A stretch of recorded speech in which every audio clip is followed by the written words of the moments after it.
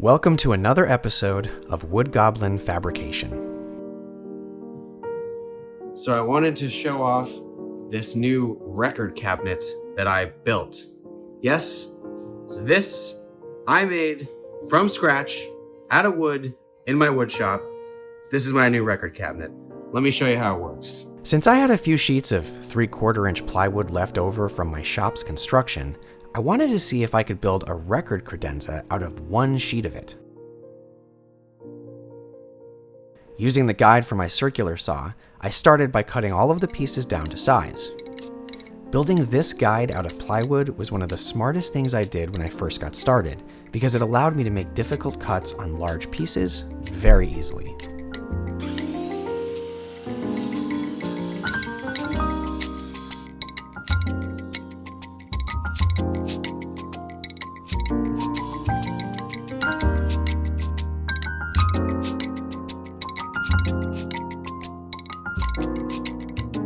I then laid out my pieces to get an idea of the rough size, and I cut the remaining pieces on my table saw. After making sure everything fit together, I started to clean the individual pieces up using some wood putty. I started making this table when I was still a pretty inexperienced woodworker, so at the time it made sense to use construction lumber like plywood. However, if I were to make this piece today, I would have bought very nice expensive hardwoods to start with.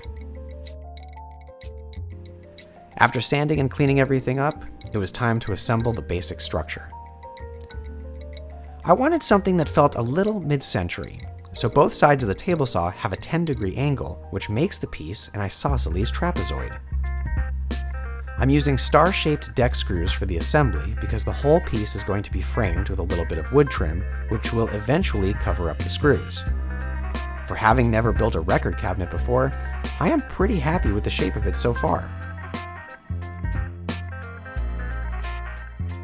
For the trim, I got some extra lumber and brought the pieces over to my buddy Jason.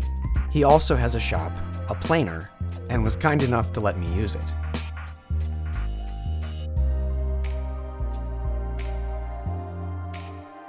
Next, I cut all of my strips for the trim down to size and built the top and bottom trim to include a channel for the sliding door.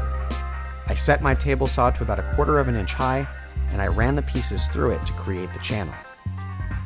Then, I found the correct angles and cut the decorative trim to fit perfectly on top. Using a little bit of tape, I put everything together to see how it looked before I glued everything in place.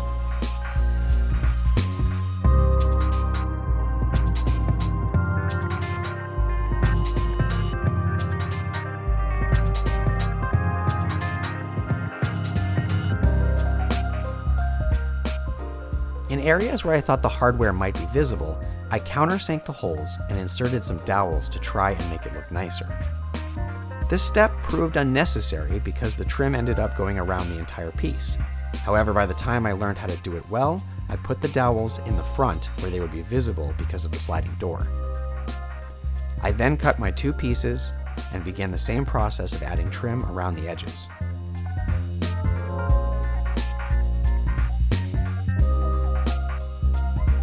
I cleaned up any gaps with wood putty and sanded everything for a nice finish. Once the glue was dry, I cut the dowels flush using my Japanese pole saw. For the legs, I bought this nice piece of hardwood and cut it down into strips for the final size of the legs. I then laid them out and figured out the exact angles. Next, I drew out the sections where the channels needed to be and prepared to make my cuts. Because I've never done this before, I tend to keep things a little proud while cutting, so I can go in and make a few more cuts and finesse it until it's perfect. I am familiar with the saying, measure twice, cut once, but at this stage of my woodworking career, I try to avoid mistakes by taking it slow and steady, even if that means making a couple more cuts.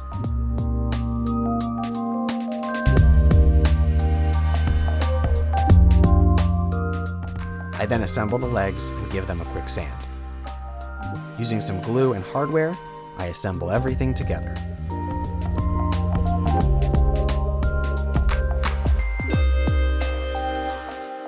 My original plan was that I was going to actually have a board like this that was inset to the top piece and would actually fold out and present itself sort of like a music sheet holder. But ultimately, these slits in the wood actually kind of work fantastically. They're elegant, they're not intrusive, and they work pretty well. So if this doesn't work, I think this is a solid alternative. Because having a simple set of legs wasn't challenging enough for me, I decided I wanted the legs to be crossed, which meant lining everything up perfectly square and cutting perfect channels so the legs crossed together in the center. I built a little jig pretty quickly with some scrap cutoffs so that I could make the channels with a router. Once the jig worked, it was time to cut the channels.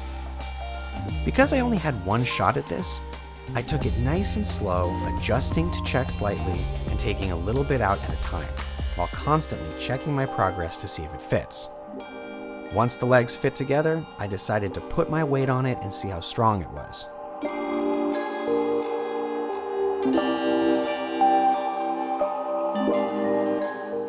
And of course, as soon as I tried to put the whole piece on the legs, I knocked everything over like a real boss.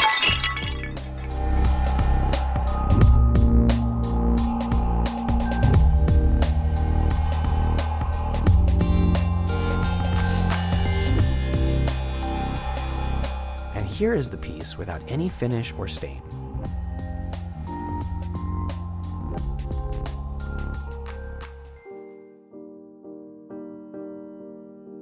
The final step was to make a channel for the top piece and route out a slot for the record sleeves.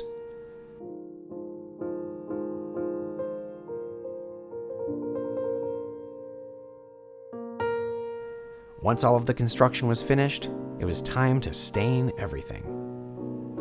I decided that I wanted a gunsmoke brown with a kind of gold finish on the inside.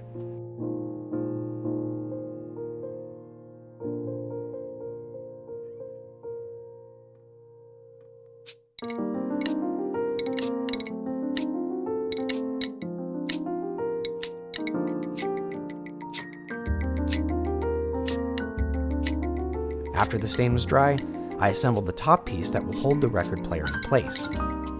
Because the surface will be visible, I decided to use the same dowel technique to hide the hardware.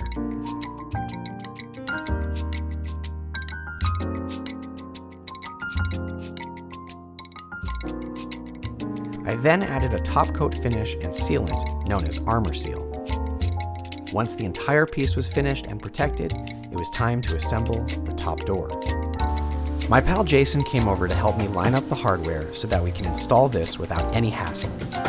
I bought a piano hinge and started by scoring all of the holes with a nail and hammer.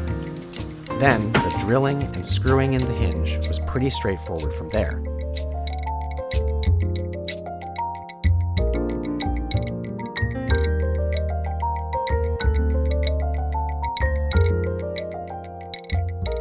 I am so glad Jason came over to help me install this hinge because I never would have been able to do this on my own. Getting the hinge lined up perfectly and square was a lot more difficult than anticipated. We started with the 2 outer screws on both sides to make sure everything was square before filling in all the rest. Once we were satisfied with that, it was time to screw in all the others.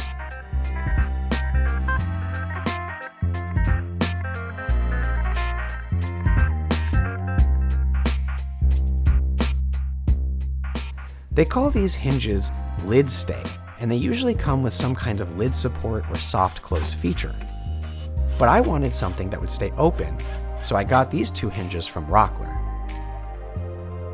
I really wasn't sure how these hinges would work, but when I saw that they supported the door and kept it open, I was beyond thrilled.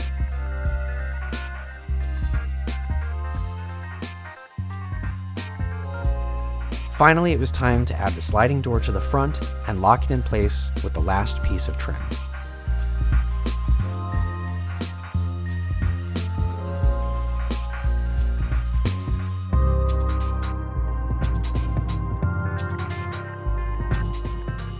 And here is the finished record credenza in my apartment. If you enjoyed this video, please comment, like, and subscribe. If you're interested in purchasing a custom-made record cabinet for your collection, please email me at my website through the link in the description. Thanks for watching my video. If you liked it, go and check out my others.